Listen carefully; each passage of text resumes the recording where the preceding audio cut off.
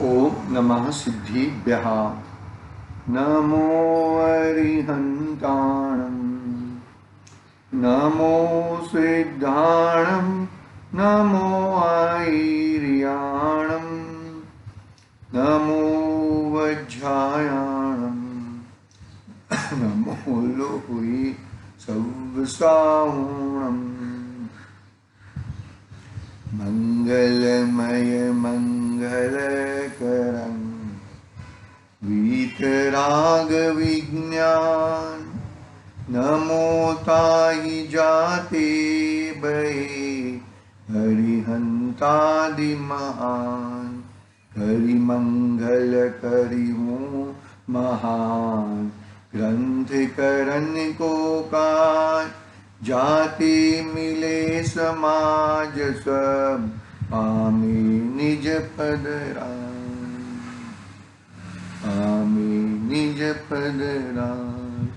चेतिले चेतन, चेत्या विना किम चालसी,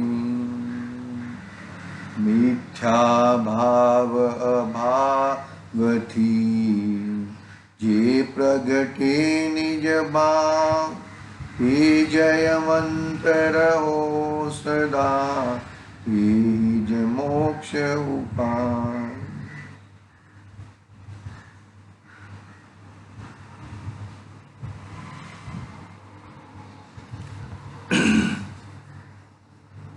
आज श्री मोक्ष मार्ग प्रकाशक नामक महान ग्रंथ अपने सामने विराजमान है। आचार्य कल्प पंडित प्रवर टोडरमल साहब द्वारा रचित ये महान ग्रंथ में दूसरा अधिकार पे अपनी चर्चा चल रही है, संसार अवस्था का निरूपण। इसमें नवीन बंध का विचार पूर्ण किया था और फिर अभी ज्ञानावरण, दर्शनावरण, कर्म क्या है अपना हेडिंग, ज्ञानावरण, दर्शनावरण, कर्मोदय जन्य अवस्था, उसकी बात हमने कल की थी। फिर मति ज्ञान, श्रुति ज्ञान, अवधि ज्ञान और मन परिज्ञान, उसकी चर्चा आने वाली है। ज्ञानावरण, दर्शनावरण, कर्मोदय, कर्म का उदय।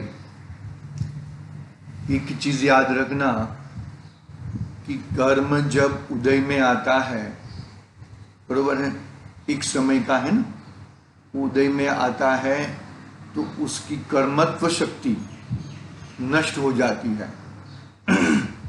मानो कि ये उदय में आया, बरोबर है, यहां पर उदय में आया, हाथ पे उदय पे आया, फिर वो कर्मत्व शक्ति उसकी नष्ट हो गई। जैसे कि बम है, वो बम है ना, फोड़ना नहीं चाहिए, लेकिन जो फोड़ते हैं उनके, तो जब तक बम फूटा नहीं है तब तक तो बम भी है, वो तो उसमें हाथ में लेके फोड़ नहीं सकते हैं, इधर हाथ को जला देगा, हाथ फोड़ा देगा। लेकिन जब बम फूट गया तब उसकी बम्बत्व जो शक्ति है वो निकल गई, बम की जो इच्छा। तो ऐसे कर्म उदय में यहां पर आया तो कर्म की उदय की शक्ति कम, नष्ट हो गई। क्या बात करते हो? हाँ, अभी वो कर्मत्व शक्ति, अभी वो नया सविपाक निर्जरा रूप जा रहा है कि अविपाक निर्जरा रूप जा रहा है, वो तुम्हारी खुद की स्वयं की ताकत है। स्वयं तुम कैसे जुड़े हो उसके ऊपर डिपेंड, निर्भर करता है। वो तो उसका कर्म का उदय यहां पर इतना फल देने के ही शक्ति थी उसको, उसने फल दे दिया, बरोबर है, स्थिति अनुभाग हो गई, बाद में उसमें कोई ताकत नहीं है। बाद में वो जो दूसरा कर्म आएगा तो दूसरे समय का आएगा, वो तो दूसरे समय का बांधा हुआ कर्म आएगा उदय में। लेकिन वो जब आया वो कर्म, वहां पर ही वो उसकी शक्ति नष्ट हो गई। अभी ये कर्म नष्ट हो गई, अभी तुमने उसमें किस तरह से जुड़े। एक कर्म है, ये कर्म तो कर्म मेरा कुछ कर सकते नहीं है, मैं तो ज्ञाता दृष्टा स्वभाव वाला हूं। इस तरह की यदि जो तुम्हारी मनोवृत्ति चलेगी तो भाई बहुत ही अच्छा हो जाएगा वो। अगर में आ रही कि नहीं आ रही बात। कर्म उदय में आया, बरोबर है। गैस जो हम लोग कुकर बना, जब तक कुकर की सीटी नहीं बजती है ना, तब तक लेडीज लोगों को टेंशन रहता है, अरे अरे अरे क्यों नहीं बज रही है। फिर जब बजी ना, तब वो प्रॉब्लम सॉल्व हो गया। तो जैसे ही वो सीटी बजने के बाद, अभी कुकर की शक्ति नहीं है कि फटेगा, वो फटेगा नहीं फटेगा। जब तक सीटी नहीं बज रही है तब तक टेंशन है। ऐसे ही है कि कर्म उदय में आ गया, बाद में कर्मत्व शक्ति नष्ट हो गई, बाद में उससे आगे पीछे कुछ होने वाला नहीं है। जो आगे पीछे होने वाला है वो दूसरा कर्म आने वाला है, दूसरा समय का दूसरा बांधा हुआ कर्म आने वाला है। अभी ये समय में कर्म उदय में आया, उस समय में तुम उसमें जुड़े नहीं, उसमें उसकी ज्यादा क्या बोलते हैं, खातिरदार नहीं किया, तो वो कर्म नया सविपाक निर्जरा रूप नया पाक देकर नहीं जाता। वो यदि वो तुमने उसमें ज्यादा जुड़े नहीं, तो नया कर्म नया पाक दे के नहीं जाता, अविपाक निर्जरा हो जाती है।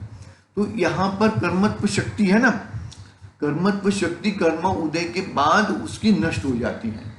अभी यहाँ पर अपने जो 8 कर्म है, ज्ञानावरण, दर्शनावरण, अंतराय, मोहनीय, घातिया कर्म, और आयु, नाम, गोत्र और वेदनीय अघातिया कर्म। तो ये ज्ञानावरण, दर्शनावरण, कर्मोदय जन्य की अवस्था, उसकी अवस्था कैसी है, उसके पेटा रूप में मति ज्ञान, श्रुति ज्ञान, अवधि ज्ञान, मन परिज्ञान इत्यादि आएंगे। कुमति, कुश्रुत, कुअवधि वो मिथ्या दृष्टि का है, लेकिन वो भी ज्ञान है, मति ज्ञान है। मति ज्ञान मतलब ज्ञान का ही वो विषय है, और कोई बाहर से नहीं आता, अंदर में ही आता है, मिथ्यात्व है, इसके लिए वो कुमति, कुश्रुत, कुअवधि नाम पाता है। वो मन परिज्ञान तो होता नहीं है, वो तो धन्य मुनिराजों को ही मन परिज्ञान होता है। मिथ्या दृष्टि मुनिराज को या मिथ्या दृष्टि जीव को वो मन परिज्ञान तो होता ही नहीं है, तो कुअवधि तक ही होता है। अभी बात यहाँ पर ये है कि ज्ञानावरण, दर्शनावरण की जो क्षयोक्षम वृत्ति है, क्षयोक्षम, ज्ञानावरण तो है, ज्ञानावरण कर्म उदय में है, लेकिन उसकी क्षयोक्षम बुद्धि यानी कि मति ज्ञान, श्रुति ज्ञान में किस तरह का उसकी प्रवृत्ति किस तरह की होती है, वो किस तरह से हमें कैसा करके हमें उसको जानने की कोशिश करते हैं, उसकी बात भी यहाँ पर करने वाले हैं। बरोबर है। मति ज्ञान, श्रुति ज्ञान और मन परिज्ञान, मति ज्ञान, श्रुति ज्ञान, अवधि ज्ञान और मन परिज्ञान। केवल ज्ञान तो वो तो बादशाह है, उसकी तो क्या बात ही करें, उसका तो कोई है, उसके ऊपर आवरण आते हैं। जब तक केवल ज्ञान नहीं प्रकट होता तब तक केवल ज्ञान के ऊपर आवरण है, केवल ज्ञानावरण भी है, वो है मति ज्ञानावरण। तो ये तो मति ज्ञानावरण दर्शनावरण में चला गया। वो तो यहाँ पर तो मति ज्ञान की प्रवृत्ति कैसी है, मति ज्ञान किस तरह का कार्य करता है, और श्रुति ज्ञान किस तरह का कार्य करता है, अवधि ज्ञान किस तरह का कार्य करता है, मन परिज्ञान किस तरह का ज्ञान करता है, वो बात आने वाली है। मति ज्ञान यानी कि जो दर्शनोपयोग के बाद अवग्रह, इहा, अवाय और धारणा रूप जो होता है वो मति ज्ञान है, और मति ज्ञान के बाद शुद्ध ज्ञान होता है। दर्शनोपयोग का सामान्य अवलोकन, बरोबर है, सामान्य अवलोकन के बाद ये जो ज्ञान का जो विषय है मति ज्ञान, वो ज्ञान गुण की पर्याय है, ज्ञान गुण की पर्याय। मति ज्ञान, श्रुति ज्ञान, अवधि ज्ञान, मन परिज्ञान, केवल ज्ञान, वो ज्ञान गुण की पर्याय है। 8 है ना, कुमति, कुश्रुत, कुअवधि पकड़ के 8 हो जाएगी। ऐसे सम्यक दर्शन सहित होगी तो मति ज्ञान, श्रुति ज्ञान, अवधि ज्ञान, मन परिज्ञान 5 हो जाएगी। वो ज्ञानोपयोग की है, दर्शनोपयोग तो पहले ही चला जाता है, पहले ही वो तो सामान्य अवलोकन मात्र रहता है।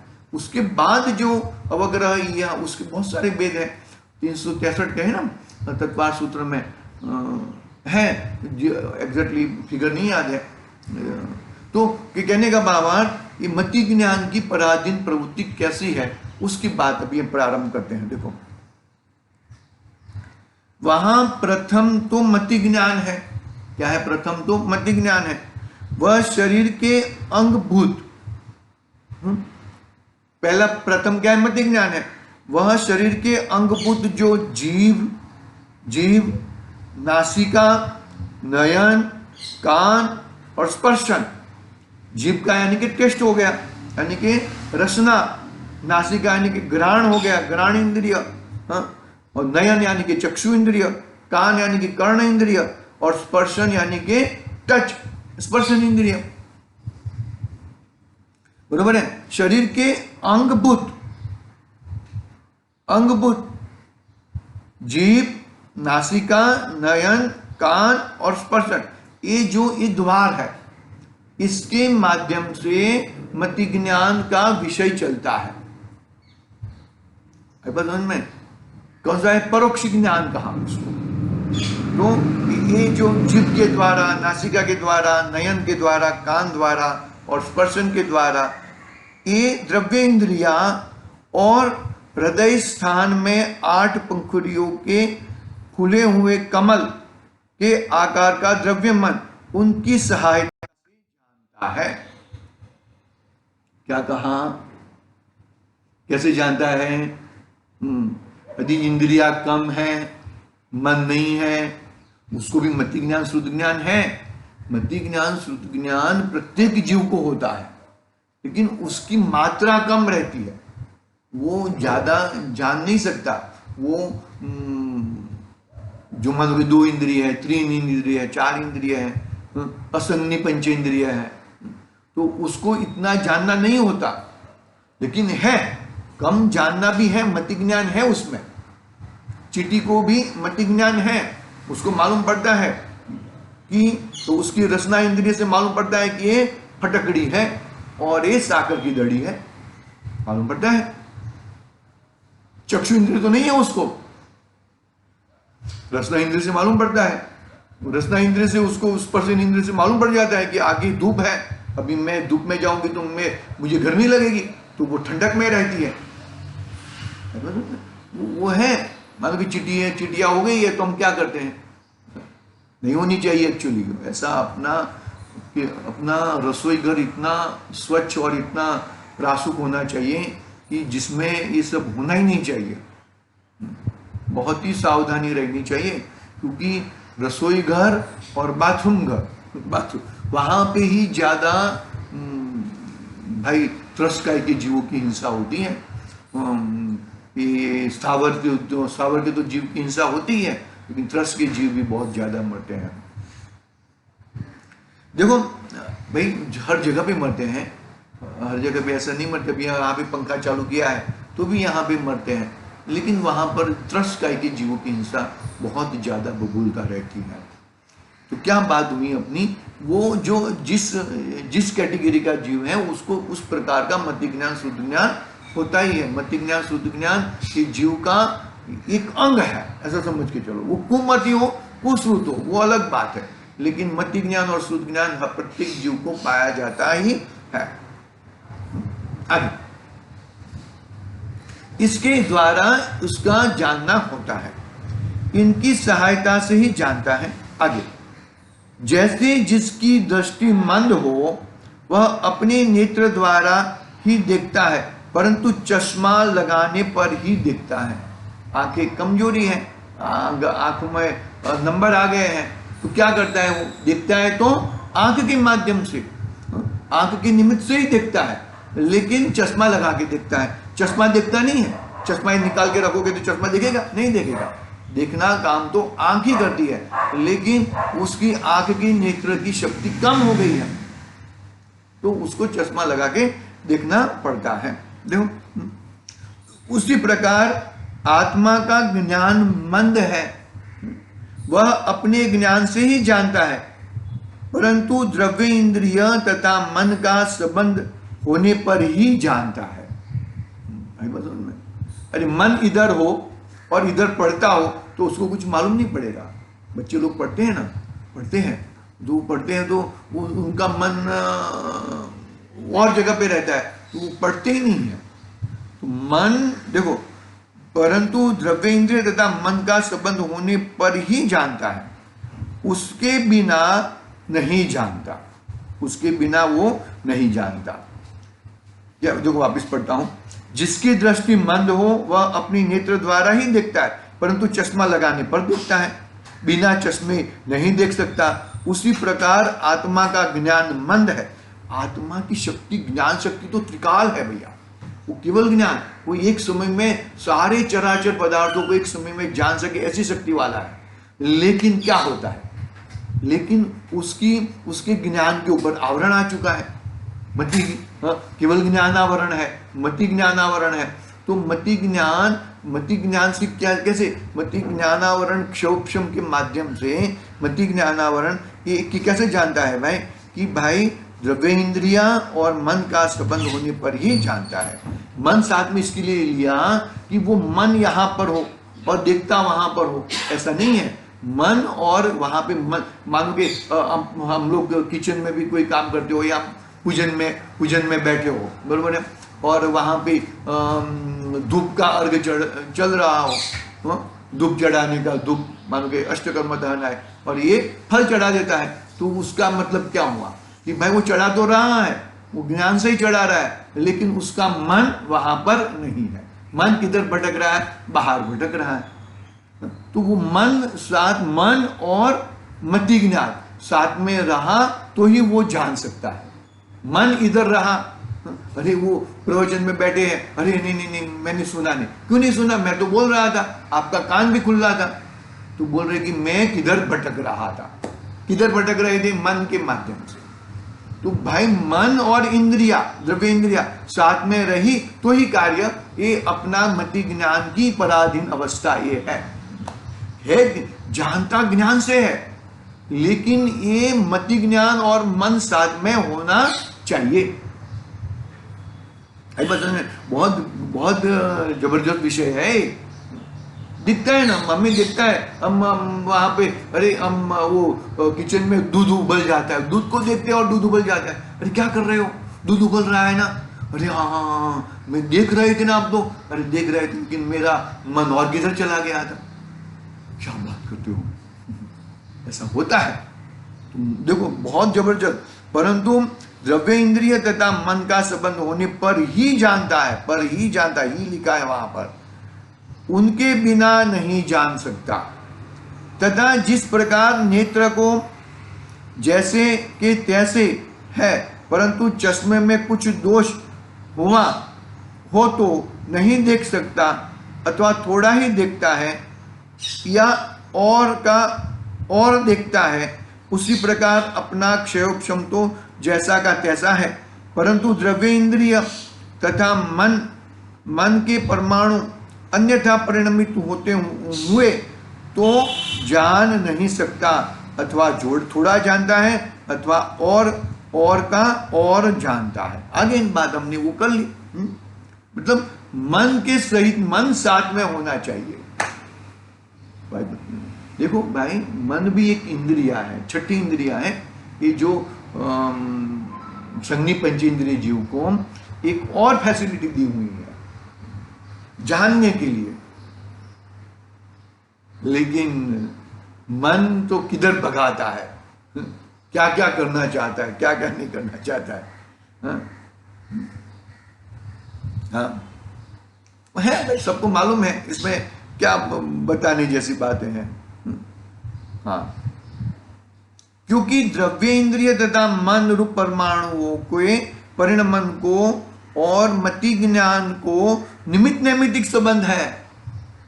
द्रव्य इंद्रिय और मन एक हो गया, और मति ज्ञान यानी कि ज्ञान के एक पर्याय, वो दोनों के बीच में निमित्त नैमित्तिक संबंध है। मति ज्ञान है आत्मा का, लेकिन वो क्या है कि कमजोर ज्ञान है, अधूरापन वाला ज्ञान है, वो पूर्ण ज्ञान से नहीं जानता। केवली भगवान को इंद्रिय की जरूरत नहीं है, वो तो आत्मा के प्रदेशों से ही जानते हैं। अवधि ज्ञान भी, मन अपने ज्ञान भी, उसको इंद्रियों के माध्यम से जानना नहीं होता, वहां पे है उसकी फैसिलिटी है उसकी। मति ज्ञान में द्रव्य इंद्रिया मन एक साइड हो गया, और मति ज्ञान, ये दोनों के बीच में निमित्त नैमित्तिक संबंध है।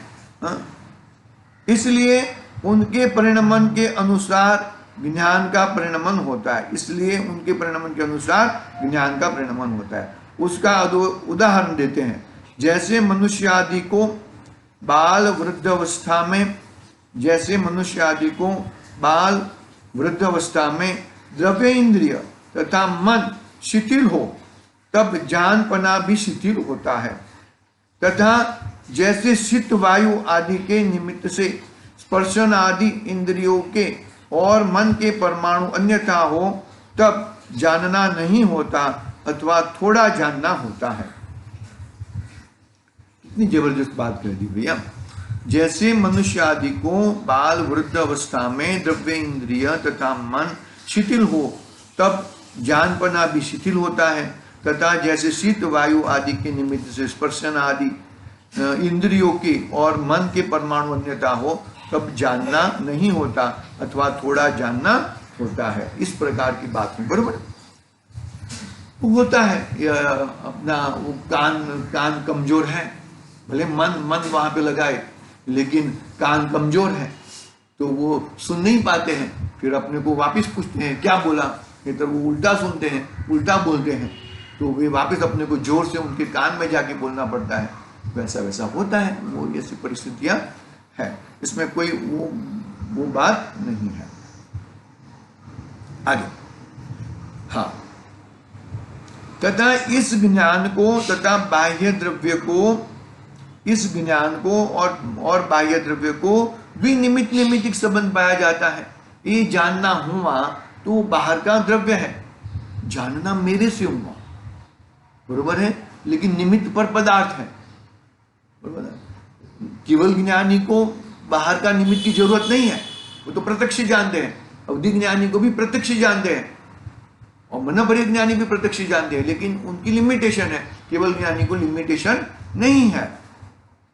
और अवधि ज्ञान और मनोपरि ज्ञान तो राग मिश्रित है, वो आएगा, वो विषय आएगा आगे, वो हम पहले इसमें ही देख लेते हैं, मति ज्ञान का विषय ही देख लेते हैं। आज मति ज्ञान का विषय पूरा करेंगे, है लंबा है, नहीं हो पाएगा, देखते हैं, चलो। हाँ देखो, तथा इस ज्ञान को और बाह्य द्रव्य को भी निमित्त नैमित्तिक संबंध पाया जाता है। उसका उदाहरण जैसे नेत्र इंद्रादिक, नेत्र इंद्रियों को अंधकार के परमाणु तथा फुला आदि के परमाणु या पाषाण आदि के परमाणु आड़े आ जाए तो देख नहीं सकते, तथा लाल कांच आड़ा आ जाए तो सब लाल दिखता है, हरित आड़ा आ जाए तो बस हरित दिखता है। इस प्रकार अन्यथा जानना होता है, इस प्रकार अन्यथा जानना होता है। आगे, तथा दूरबीन चश्मा इत्यादि आड़े आ जाए तो बहुत दिखने लग जाता है। प्रकाश, जल, हिलवी कांच इत्यादि परमाणु आड़े आ जाए तो भी जैसा तैसा दिखता है। इस प्रकार अन्य इंद्रियों तथा मन के भी यथासंभव जानना मंत्रादिक के प्रयोग से अथवा मदिरा पानादिक से अथवा भूतादिक से निमित्त से नहीं जानना। क्या कहा? इस प्रकार अन्य इंद्रियों तथा मन के भी यथासंभव जानना।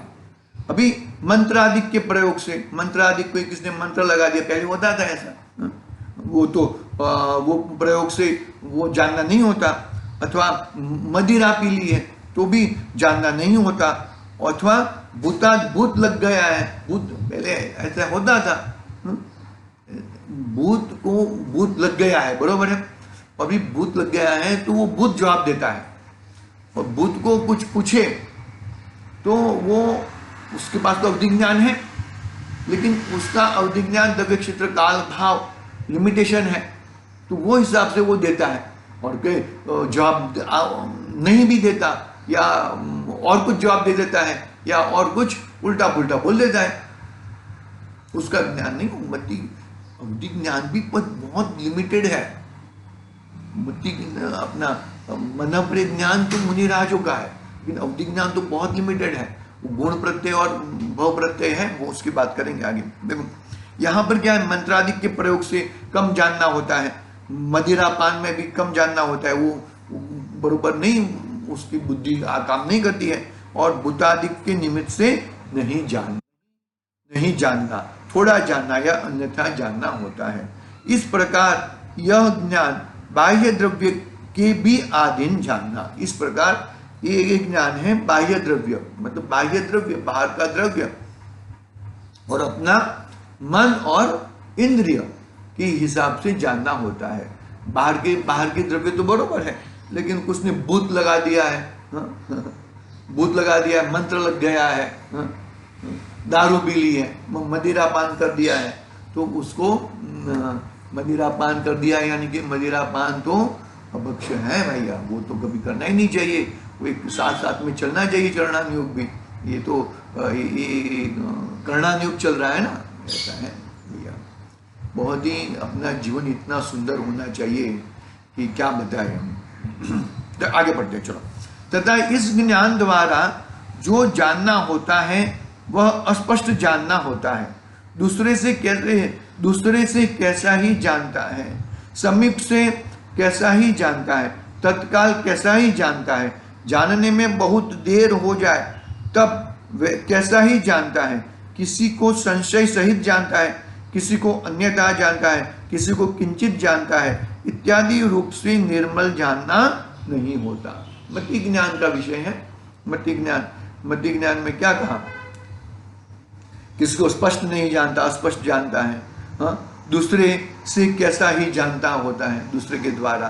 समीप से कैसा ही जानता है, अलग जानता है। तत्काल कैसा ही जानता है, जानने में बहुत देर भी हो जाए, बहुत देर लग जाती है, किसी को नहीं मिलता है वो चीज, कैसा ही जानता है कि अरे कितना अपने घर में रखी हुई चीज, अपने सामने रखी हुई चीज अपने को नहीं दिखती, बाद में दूसरा आगे देखे मेरी आंखों से देख, ऐसा कहते हैं ना, ऐसा है। किसी को अन्यथा जानता है, किसी को किंचित जानता है, इत्यादि रूप से निर्मल जानना नहीं हो सकता। इत्यादि रूप से निर्मल जानना नहीं हो सकता।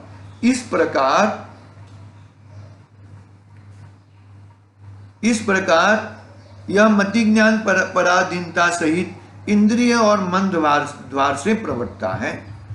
इन इंद्रियों द्वारा को जितने क्षेत्र का विषय हो, उतने क्षेत्र में जो वर्तमान स्थूल अपने जानने योग्य उद्गल स्कंद को ही जानता है, उनमें भी अलग अलग इंद्रियों द्वारा अलग अलग काल में किसी स्कंद को स्पर्शादि का जानना होता है, तथा मन द्वारा अपने जानने योग्य किंचित मात्र त्रिकाल संबंध दूर क्षेत्रवर्ती अथवा समीप क्षेत्रवर्ती रूपी अरूपी द्रव्यों को और पर्यायों को अत्यंत अस्पष्ट रूप से जानता है।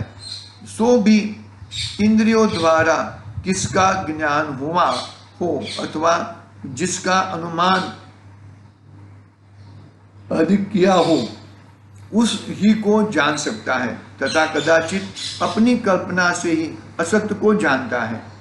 जैसे स्वप्न में अथवा जागते हुए भी जो कदाचित कहीं नहीं पाए जाए, तो जैसे आकार आदि का चिंतन करता है और जैसे नहीं है वैसे मानता है, इस प्रकार मन द्वारा जानना होता है। सो यह इंद्रियों और मन द्वारा जो ज्ञान होता है उसी का नाम मति ज्ञान है। एक पैराग्राफ पढ़ लिया है, वापिस एक बार देख लेंगे हम। हाँ, मति ज्ञान की पराधीनता कैसी है।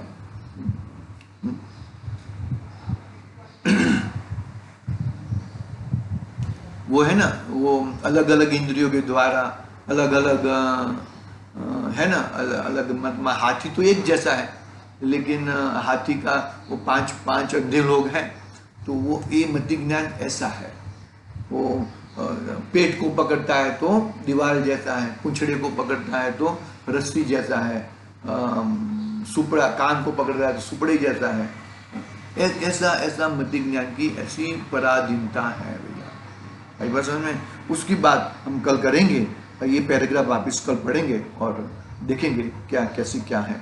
आज के लिए ओम नमः सिद्धिभ्यां। निज निधि निज में बताई यह अनंत उपकार है, उसके लिए जिन वाणी माँ को वंदना सत बार, उसके लिए जिन वाणी माँ को वंदना सत बार, उसके लिए जिन वाणी माँ को वंदना सत बार।